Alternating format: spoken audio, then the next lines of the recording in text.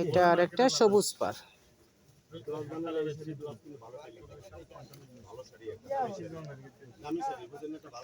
সবুজ পার একটা,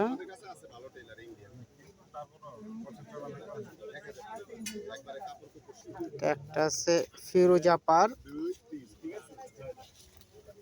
ফিরোজা পার পুজোর কালেকশন, পুজোর কালেকশন। এটা লাল পার, লাল আঁচল পার,